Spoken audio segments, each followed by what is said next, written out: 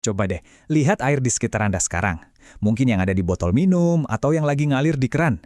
Kelihatannya biasa aja kan?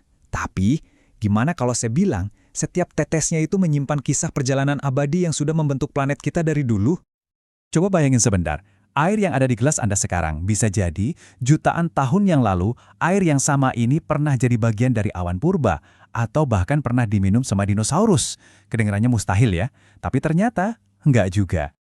Nah, ini kuncinya. Planet kita ini tuh kayak sebuah sistem tertutup yang raksasa. Jumlah air di dalamnya ya segitu-segitu aja, nggak nambah, nggak kurang. Air itu nggak pernah benar-benar hilang, dia cuma ganti wujud dan terus bergerak dalam sebuah tarian tanpa henti yang kita sebut siklus hidrosfer. Yuk kita bedah gimana cara kerja mesin alam yang super keren ini. Jadi, anggap aja siklus air ini tuh mesin penggerak kehidupan di bumi. Sebuah mesin alam raksasa yang bahan bakarnya gratis dari matahari. Dan punya beberapa gigi utama yang terus berputar tanpa henti. Komponen pertama itu evaporasi, alias penguapan. Ini tuh kejadian sehari-hari banget. Waktu kita jemur baju basah terus jadi kering, atau genangan air di jalan yang tiba-tiba hilang pas panas. Nah, itu dia. Panas matahari mengubah air dari cair jadi uap gas yang nggak kelihatan, terus naik ke atas ke atmosfer. Setelah uap air itu naik tinggi ke atmosfer, suhunya jadi lebih dingin. Proses ini namanya kondensasi. Anda pasti pernah lihat langsung kok. Pernah kan lihat gelas isi es teh yang bagian luarnya basah berembun? Nah, itu dia kondensasi. Uap air di udara nempel di gelas yang dingin dan berubah lagi jadi air. Di langit, prosesnya sama persis tapi skalanya raksasa, di mana miliaran tetesan kecil ini ngumpul bareng dan membentuk awan. Nah, lama-lama awan itu makin penuh, makin berat sama tetesan air, sampai akhirnya udah nggak kuat lagi nambungnya. Gravitasi pun mengambil alih dan airnya jatuh lagi ke bumi. Proses inilah yang kita kenal sebagai presipitasi. Kalau di tempat kita ya jadinya hujan, tapi di tempat yang dingin banget bisa jadi salju atau butiran es. Terus pas air hujan sampai di darat, apa yang terjadi? Dia bakal milih satu dari dua jalan. Sebagian bakal meresap ke dalam tanah. Ini namanya infiltrasi, persis kayak kita nyiram tanaman di pot. Sisanya, yang nggak sempat meresap, bakal jadi aliran permukaan atau runoff. Ngalir aja di atas tanah, nyari tempat yang lebih rendah, sampai akhirnya ngumpul jadi sungai. Disinilah ceritanya jadi makin seru. Ternyata perjalanan setiap tetes air itu nggak semuanya sama. Ada yang rutenya pendek dan cepat, tapi ada juga yang perjalanannya epik banget, bisa makan waktu ribuan tahun. Walaupun begitu, semuanya tetap bagian dari satu siklus besar yang sama.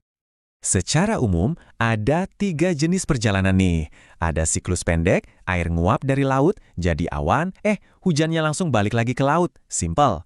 Lalu ada siklus menengah. Uap airnya ke bawah angin ke daratan, turun hujan di sana, terus airnya ngalir lewat sungai, buat balik lagi ke laut. Nah, yang paling epik itu siklus panjang.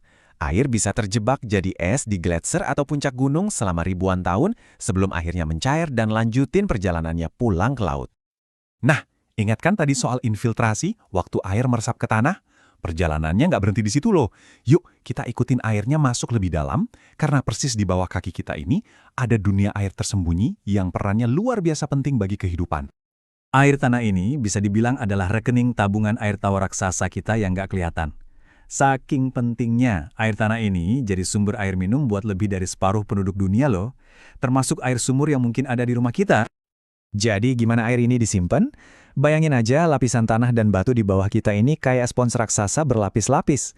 Ada lapisan berpori yang bisa nyerap air, namanya lapisan freatik.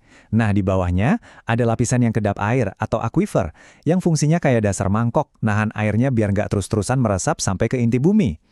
Air tanah ini juga nggak diem, dia bergerak pelan banget, sampai akhirnya bisa muncul lagi ke permukaan jadi mata air yang jernih.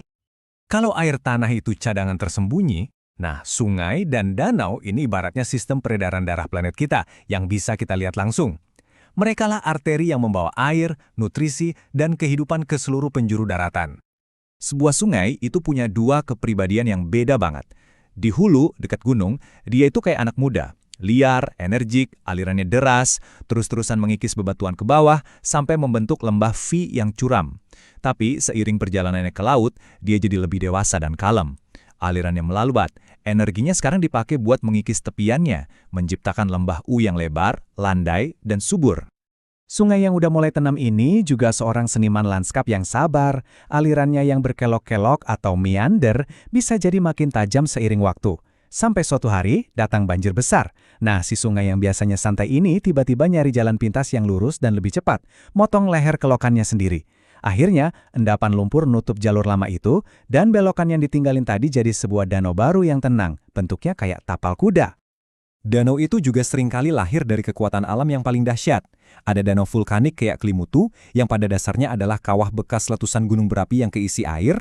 Terus ada juga monster geologis kayak Danau Toba, yang lahir dari kombinasi pergeseran lempeng tektonik dan letusan supervulkano ribuan tahun lalu yang benar-benar mengubah wajar bumi. Setelah jalan-jalan melintasi daratan, tersimpan di bawah tanah, semua perjalanan air pada akhirnya akan pulang kampung ke titik awal sekaligus tujuan akhirnya, lautan yang maha luas. Coba deh bayangin, hampir 97% dari seluruh air di planet ini itu adanya di laut. Itu artinya, lautan bukan cuma penampung akhir, tapi juga mesin penguapan raksasa yang jadi titik start bagi setiap tetes hujan yang pernah turun di bumi. Lautan itu bukan cuma hamparan air yang datar, tapi sebuah dunia vertikal dengan lapisan-lapisannya sendiri. Yuk kita coba menyelam. Kita mulai dari zona pesisir yang kena pasang surut. Turun lagi ke zona neritik yang dangkal dan paling kaya sama kehidupan laut. Lebih dalam lagi, kita masuk ke zona batial yang remang-remang. Sampai akhirnya tiba di zona abisal yang gelap total, rumah bagi makhluk-makhluk paling aneh di planet kita. Dan air laut ini nggak pernah diem. Bayangin deh, di dalam lautan itu ada sungai-sungai raksasa, sebuah sabuk konveyor global. Arus panas bawa kehangatan dari khatulistiwa ke kutub. Sebaliknya, arus dingin bawa kesejukan dari kutub ke khatulistiwa. Tanpa sistem pengatur suhu raksasa ini, iklim di planet kita bakal jauh lebih ekstrim. Dan tentu, yang paling kita tahu soal air laut ya rasanya yang asin kan? Ini karena garam mineral yang dibawa sama sungai dari daratan selama jutaan tahun. Rata-rata kalau kita ambil 1 liter air laut, di dalamnya ada sekitar 35 gram garam. Itulah yang kita sebut salinitas. Dan dari permukaan lautan yang asin inilah siklusnya dimulai dari awal lagi. Matahari mengangkat molekul air yang murni, ninggalin garamnya di laut, dan ngirim air itu buat memulai lagi perjalanannya yang abadi. Melintasi daratan, menyentuh langit sebelum akhirnya pulang lagi ke rumahnya di laut. Nggak salah, emang apa yang dikatakan Leonardo da Vinci dulu. Air adalah penggerak alam. Dia adalah darah kehidupan planet ini, kekuatan yang gak pernah berhenti membentik, menopang, dan mendefinisikan dunia tempat kita tinggal. Jadi, lain kali Anda minum segelas air, coba deh ingat perjalanan yang luar biasa, sebuah perjalanan yang udah berlangsung miliaran tahun. Dan setelah kita paham betapa berharganya siklus ini, pertanyaan yang tersisa buat kita semua adalah bagaimana cara kita memastikan perjalanan abadi ini terus berlanjut untuk generasi-generasi yang akan datang setelah kita.